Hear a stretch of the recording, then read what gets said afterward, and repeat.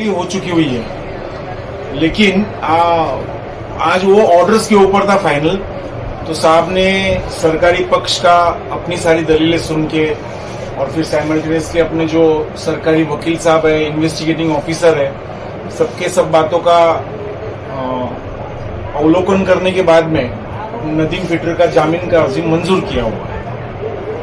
और भी कुछ लोगों के इस केस में नाम है, वो उनके क्या मतलब? ये देखिए, अभी बाकी के 2 लोगों ने तो पता नहीं उन्होंने जामीन दाखिल किए कि नहीं किए, क्योंकि और जो मलिक साहब का जामीन का अर्जी है उनकी भी तारीख आज ही थी, लेकिन उसका अपने को कोई इल्म नहीं है उसके अंदर क्या बात है।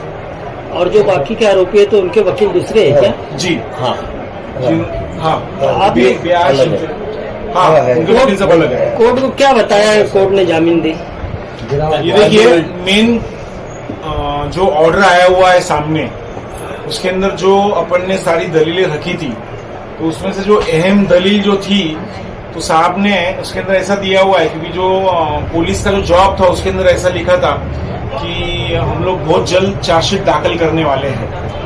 तो कोर्ट ने ऑर्डर में पहली बात वही ली है कि अभी ये जो गुनाह है इसके अंदर नदीम की तरफ से कुछ मिलना नहीं है, कुछ इन्वेस्टिगेशन में उसकी मदद चाहिए, ऐसा कुछ काम बचा हुआ नहीं है, सिर्फ चार्जशीट फाइल करनी है। तो चार्जशीट फाइल करने के लिए उसको जेल के अंदर रख के कोई मतलब नहीं बनता है। तो ये एक अहम मुद्दे के ऊपर जामीन मंजूर की है। अपन ने इसके अंदर 6 से 7 बड़े बड़े ऑनरेबल सुप्रीम कोर्ट के, ऑनरेबल मुंबई हाई कोर्ट के जजमेंट्स दिए थे अपन ने।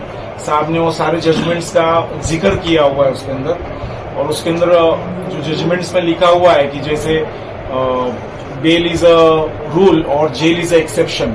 बहुत अपन बोलते हैं ना, सीरियस और संगीन मामलों में जेल में रखना चाहिए, जिसमें अगर आपने कोई मर्डर किया हो, कुछ हो, तो ये एक इम्पोर्टेंट पॉइंट कोर्ट ने डिस्कस किया हुआ है अपने बेल एप्लीकेशन के ऑर्डर के अंदर। और दूसरा, इन्वेस्टिगेशन में नदीम को सारे अपन बोलते हैं कोऑपरेशन देने के लिए आदेश दिया हुआ है, सहयोग देना, पासपोर्ट जमा करने बोला हुआ है, हाजिरी लगाए हुए हैं, और कोऑपरेशन देने के लिए बोला हुआ है सारी बातों को।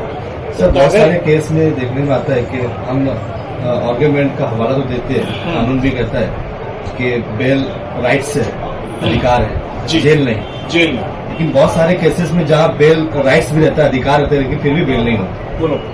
उसके अंदर ऐसा है कि ये कोर्ट को डिस्क्रिप्शन दिया गया है बेल देना या नहीं देना। केस लॉ तो बहुत आ रहे हैं कि ज्यादा वक्त तक आरोपी को अंदर रखना नहीं है, ऐसे बहुत केस लॉ आ रहे हैं। लेकिन उसके साथ ये सुप्रीम कोर्ट और बॉम्बे हाईकोर्ट है। अभी नॉर्मली जो बॉम्बे हाईकोर्ट, सुप्रीम कोर्ट के जो न्याय निवाड़े है, तो वो लोअर कोर्ट पे फॉलो करने को होना, ऐसी एक अलिखित बात है। बहुत से केस लॉ वैसे आते हैं। लेकिन अभी ऐसा है कि अपन पूछ नहीं सकते साहब को कि भाई तुमने ये क्यों डिस्कस नहीं किए, तुमने वो क्यों नहीं किए।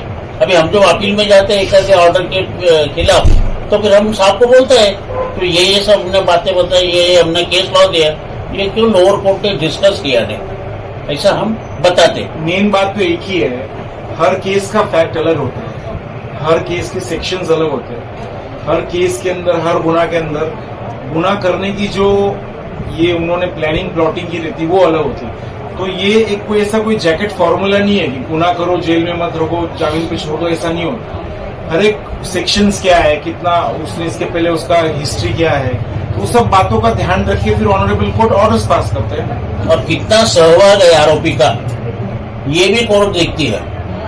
अगर कुछ उसके खिलाफ एविडेंस नहीं रहा, कुछ भी नहीं रहा, उसका सहभाग जो उन्होंने अभी ये किया ही नहीं, आयो ने बताया नहीं, तो फिर उसका फायदा आरोपी को मिलके उसका ये हो जाता है, बेल की ऑर्डर हो जाती है। ओके। अगर आपने अभी तक हमारा चैनल सब्सक्राइब नहीं किया तो हमारे चैनल को सब्सक्राइब कर